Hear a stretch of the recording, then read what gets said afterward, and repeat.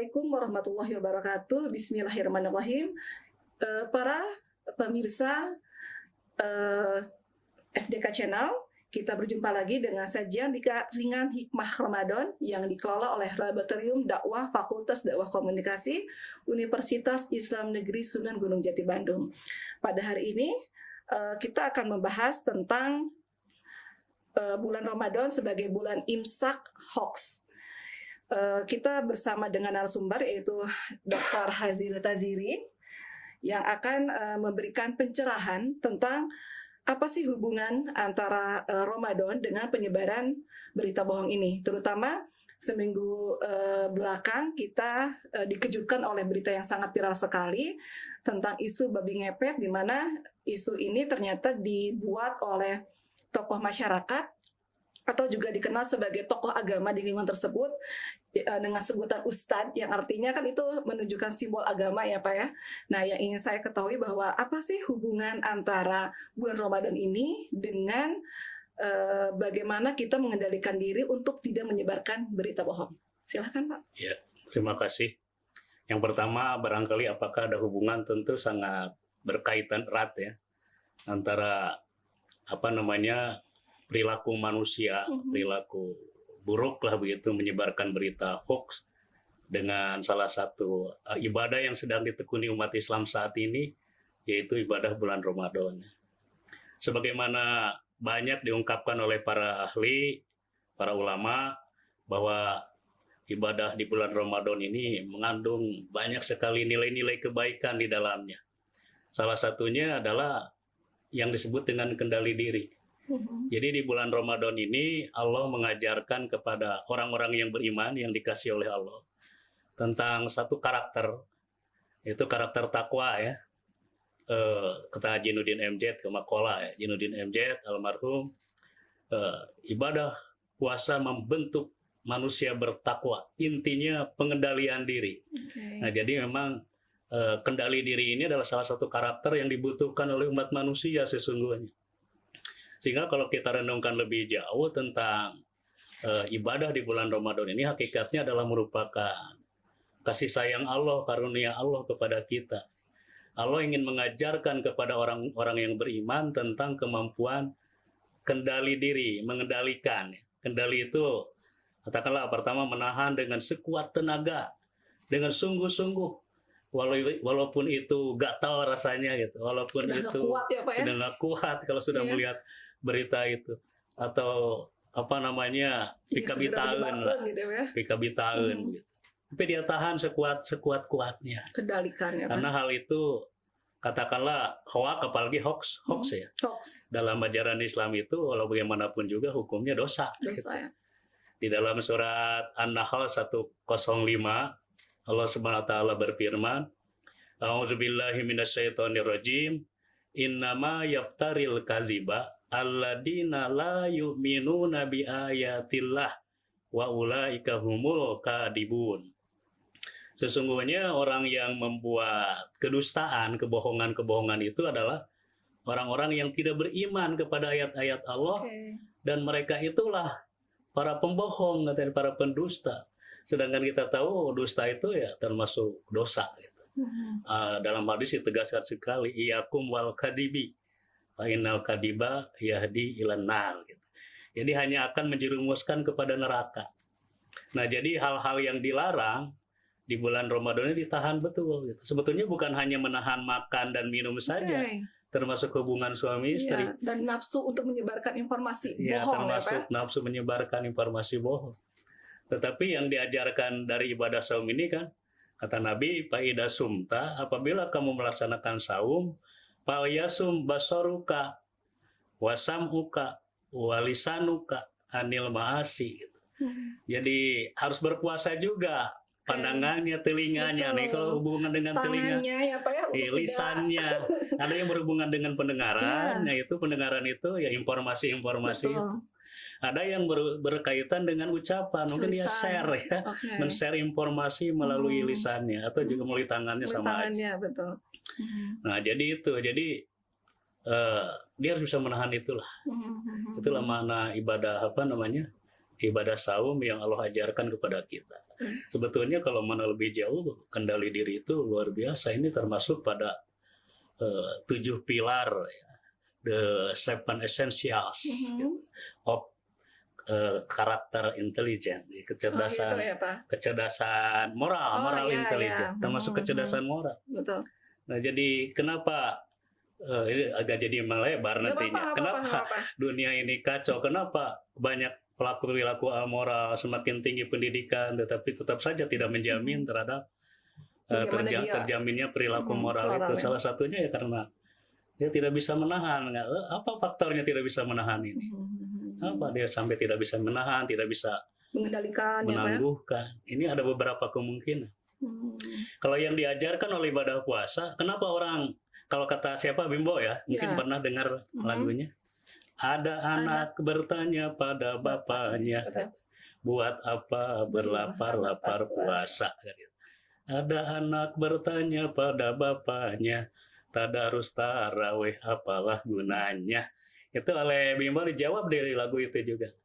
Lapar mengajarkan rendah hati selalu, kan gitu ya. Tadarus artinya memohon di kitab suci. Tarawih mendekatkan diri pada ilahi. Kan gitu.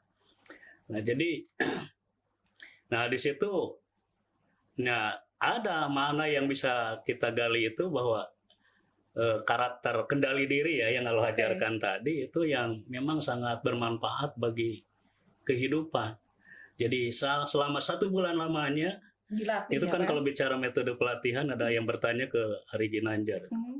Ari, kalau ini diklat selama 2 minggu ini apakah SQ ini efektif atau tidak? Tapi diakui oleh Ari Ginanjar paling efektif ini kadang walaupun strukturnya hebat apapun metodenya hebat, paling kuatnya itu mungkin 2 minggu atau 1 bulan, setelah itu lepas lagi.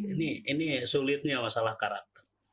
Allah menyediakan 1 bulan lamanya untuk gitu. terus melatih ya, Pak? Kalau dia sungguh-sungguh mungkin semakin baik kualitas ibadahnya, mungkin 11 bulan kemudian karakter tersebut itu akan terbawa ya, Pak? Akan terbawa. Harapannya sih begitu. Jadi memasuki bulan Ramadan itu harusnya jangan dipahaminya sebagai ritual biasa, rutinitas 1 tahun sekali. Orangnya mestinya harus menyadari gitu ya. Menyadari kedatangan yang hanya setiap bulan Ramadan ini ada satu kesempatan bagi mungkin tiap orang datang dengan harapan yang berbeda-beda. Ada kalau kategori orang-orang lansia berpikir mungkin ingin dosa-dosanya sudah bersih gitu ya dengan masuk ke Ramadan. Tazkiyatun nafs, memperbanyak istighfar, memperbanyak melakukan amal kebaikan guna menutupi masa-masa lalu gitu ya. Karena dalam satu pengajian, Ustaz gimana saya ini dulu kerja di bank gitu. Berarti keluarga saya, anak saya dibiayai dari riba dong Pak Ustaz, ceritanya gitu. Ini momentum di bulan Ramadan adalah saatnya biarkanlah yang lalu, yang penting kita bertobat. Karena Umar bin Khattab pun pernah merasa gelisah ketika ketemu dengan Rasul. Ya Rasul, dosa saya sedemikian banyak, apakah dosa saya di masa lalu akan diampunkan Allah? Tapi kata Rasul itu, masuk Islamnya kamu menghapus dosa-dosa sebelum. Ya, kemudian atbi'is sayyi'atal hasanah, ikuti keburukan itu dengan kebaikan. Jadi jangan mengulangi lagi kebaikan. Di konsep taubat itu pertama dia menyesal, yang kedua bertekad untuk tidak mau mengulanginya lagi, terjerumus kembali, dan ketiga ikuti dengan kebaikan-kebaikan gitu. Termasuk bertobat untuk tidak menyebarkan berita bohong ya Pak ya. Karena kembali kepada itu ya.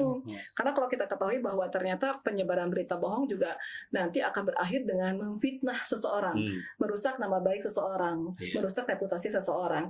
Kalau kita perhatikan kan ternyata bahwa penyebaran berita bohong bukan masalah yang ringan ya Pak, bukan sekedar iseng.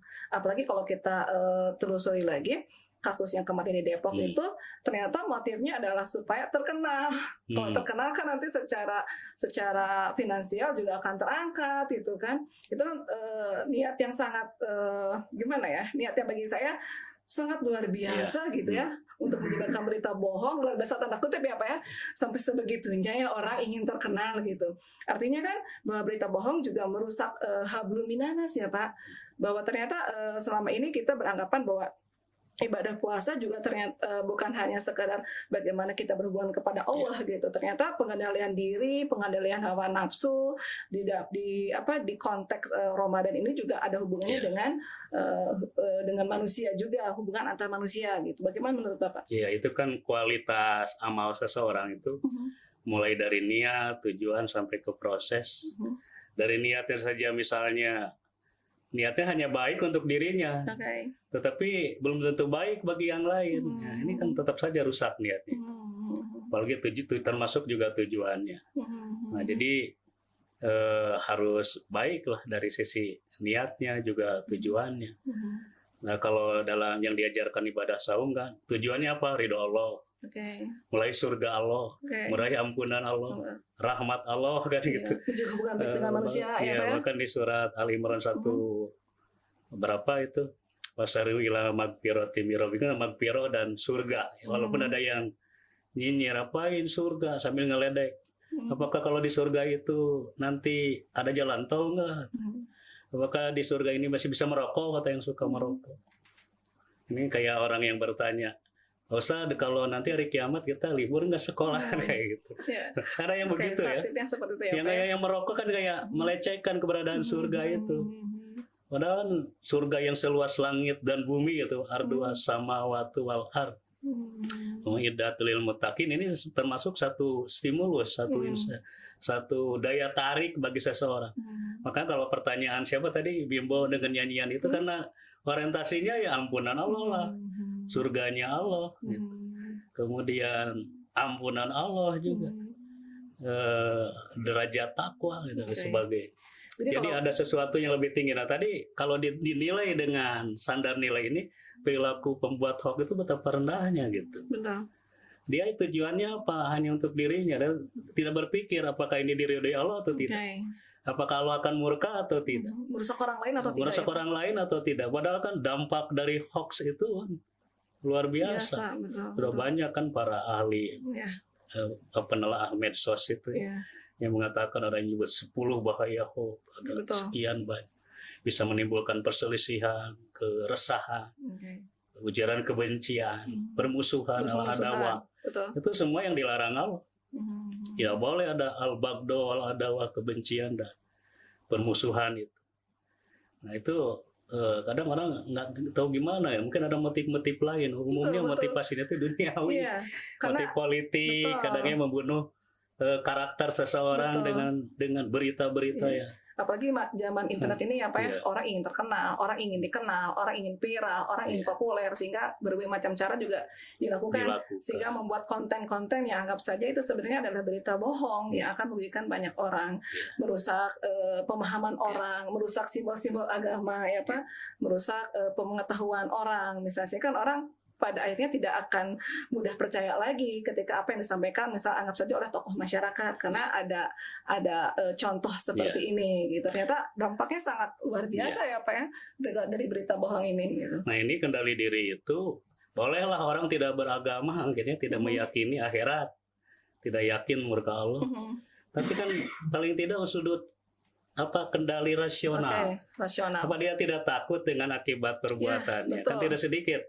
Gara-gara perbuatannya akhirnya harus berujung di penjara. Ada undang-undang ITE ya Pak ya? Bukan cuma keburukan lah yang terjadi padanya. Bukan hanya di dunia tapi juga di akhirat. Bukan di akhirat tapi juga di dunia gitu ya Pak. Dari konsekuensi berita bohong ini ya. Iya, ada di sisi rasional aja sampai gitu. Hukum dunia. Belum lagi sampai ke akhirat. Harusnya orang tuh berpikir tentang akibat, nilai kemanfaatan apa yang akan dia raih dari sebuah perilaku yang dia lakukan. Dan jangan hanya berpikir hanya dirinya sendiri. Terus untuk orang lain ya Pak, kepentingan berpikir kemaslahatan orang lain. Kalau yang disebarkan adalah berita-berita kebaikan, macam dakwah, kan itu bernilai ibadah itu. Betul. Pahalanya dapat pahala. Tapi kalau yang disebarluaskan berita-berita kebohongan gitu ya. Dosa yang dapat ya Pak. Fitnah gitu ya. Nah, itulah yang tadi saya sebutkan itu kan. Apalagi di bulan Ramadan ya Pak. Ya Pak. Habis itu amal kebaikannya. Orang datang menghadap Allah dengan ibadah saum, ibadah puasa. Tetapi ternyata habis, itu bangkrut. Kata Nabi bertanya kepada sahabat, "Atadaruna manil muflis?" Apakah Anda tahu siapa orang yang bangkrut itu? Siapa yang bangkrut itu? Oke. Para sahabat macam-macam jawabannya. Yang bangkrut itu yang bangkrut dari usahanya. Betul. Kita beranggapannya Habis. begitu ya Pak ya. Iya, ukuran-ukuran dunia. Ukuran dunia. Padahal yang sebut bangkrut itu bukan itu yang dimaksud. Bangkrut di sini adalah orang itu datang dengan pahala saumnya, puasanya, ibadah berangkat, tetapi tidak ada nilainya. Kenapa? Karena tertutupi oleh adu domba, namimah, hoax, gitu. Memfitnah. Nah itu kebaikan dia katanya akan diserahkan ke orang yang difitnah. Terus kalau amal kebaikan dia habis, dosa dia ditimpahkan kepadanya. Nah, betapa naas gitu ya nasibnya itu. Sudah jatuh tertimpa tangga pula ya Pak ya. Sudah jatuh tertimpa tangga pula. Berulang-ulang gitu ya. Konsekuensi yang harus ditanggung ketika kita menyebarkan berita hoax gitu ya, atau berita bohong ini ya Pak ya. Oke, terima kasih kepada narasumber Dr. Haji Raziri. Pada hari ini kita mendapatkan informasi yang sangat mencerahkan, mengedukasi kita bahwa ternyata jangan main-main dengan berita bohong. Selintas kita seperti hanya menekan tombol di handphone kita, padahal dari dampak berita bohong ini tidak hanya berakibat kerusakan di dunia, seperti merusak hubungan baik, lalu nanti berakhir di penjara karena ada undang-undang ITE, tapi juga berhubungan dengan akhirat ya Pak, karena ada konsekuensi yang harus kita tanggung juga nanti, harus kita pertanggungjawabkan apa yang kita sampaikan. Apa namanya, thinking before act, berpikir sebelum bertindak. Betul. Luaskan pandangan agak jauh ke depan, jangan terlalu sempit. Gitu. Gara-gara berpikiran sempit, keputusan jadi konyol. Jadi secara rasional juga kita harus punya sisi yang sangat kuat. Lalu secara agama juga kita juga punya pegangan itu ya Pak. Jadi momen bulan Ramadan ini adalah momen bagaimana kita mengendalikan diri, terutama untuk tidak menyebarkan berita hoax atau berita bohong. Terima kasih para pemirsa dari FDK Channel.